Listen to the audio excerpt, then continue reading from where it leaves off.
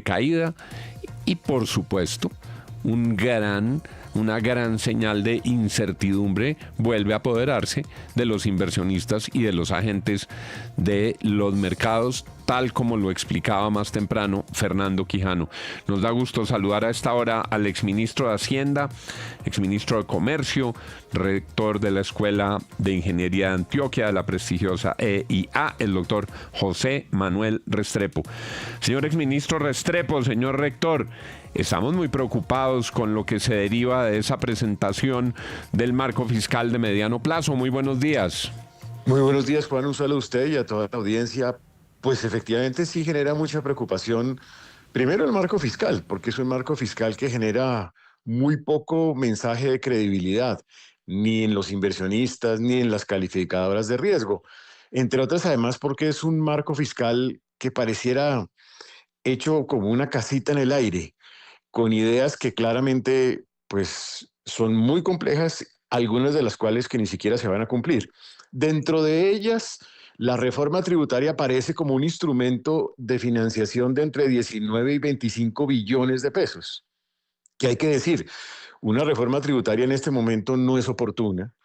Creo además que incluso es difícilmente aprobable políticamente hablando, pero incluye iniciativas que podrían afectar al ciudadano a pie, como por ejemplo temas referidos al IVA.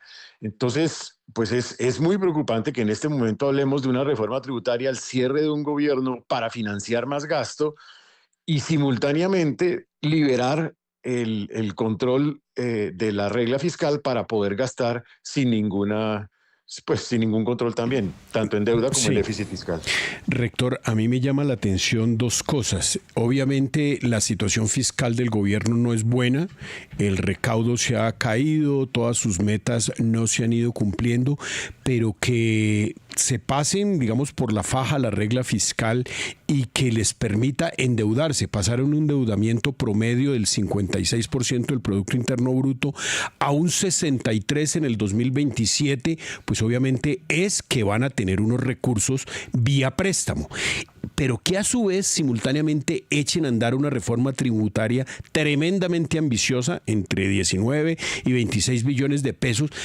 Esas dos platas no, digamos, no una elimina la otra en términos fiscales, es decir, o me endeudo o haga reforma tributaria, o le pongo más impuestos a los colombianos o no me endeudo. ¿Cómo le ayudamos a entender a los colombianos esta situación? No, el problema, Fernando, es que la estructura del marco fiscal está concebida para lograr las dos cosas. Me endeudo, aumento el déficit fiscal y además necesito una reforma tributaria. Dicho de otra manera, si no existiera esta reforma tributaria, la estimación que tiene el gobierno, que es llegar a un déficit de menos 7,1% del PIB, pues va a ser seguramente mucho más. ¿Cuánto más? Puede ser menos 8,5% del PIB. Es decir, se aumentaría aún más el déficit fiscal que se tiene contemplado. Por eso es que es profundamente irresponsable el marco, porque es un marco que gasta en exceso, endeuda más y adicionalmente propone una reforma tributaria que yo digo, de verdad lo digo de antemano, no va a pasar en el Congreso de la República. Entonces, el marco fiscal está de alguna manera adicionalmente desequilibrado en el sentido de que necesita una reforma tributaria que no se va a surtir. Los colombianos tienen que saber que este marco está hecho para gastar más y para endeudarse más. La pregunta de fondo es si tendremos la capacidad de administrar semejante déficit y semejante deuda, a menos que paguemos más de intereses de deuda pública, que es lo que está sucediendo hasta este momento. 6:50, doctor Restrepo, con los buenos días. Usted tocaba un punto que seguramente es el que puede generar más preocupación en estos momentos. Es cómo podrían reaccionar las calificadoras de riesgo ante estos anuncios del gobierno. William, las calificadoras de alguna manera ya han anticipado lo que va a suceder. Cuando las calificadoras anunciaron en su momento que cambiaban la perspectiva de Colombia de estable a negativo sobre la deuda soberana, estaban anticipando que algo malo se venía a continuación.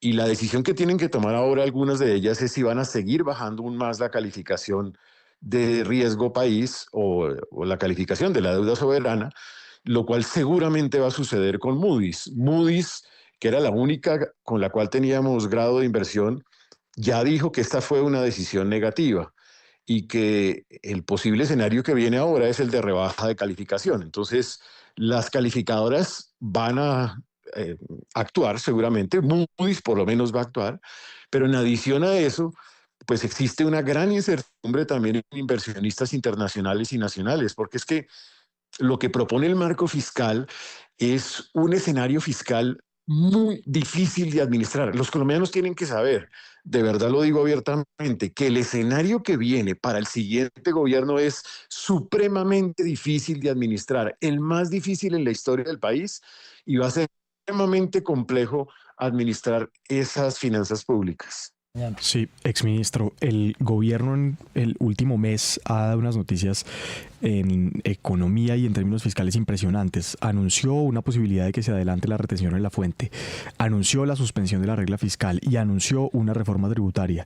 ¿Eso, como en lo político, es para usted un inicio de una transformación hacia el autoritarismo fiscal? Yo lo llamaría, Santiago, un tránsito hacia el populismo fiscal, hacia los déficits crónicos. Para mí se me parece a la Argentina de los Kirchner. Ustedes recordarán, cuando los Kirchner en Argentina reciben el país, empiezan con un superávit fiscal y eso termina en un déficit fiscal por lo menos en el tercer gobierno, que es cuando llega Fernández, que también es el kirchnerismo, con un déficit fiscal de casi el 9% del PIB. La verdad es que lo que viene de aquí en adelante es un escenario de populismo fiscal, porque permítame complementarlo, Santiago, no solamente fue la suspensión de la regla fiscal, fue también el decreto en donde pues incrementaban de manera significativa la retención en la fuente del 26 en el año 2025 para gastar en 2025.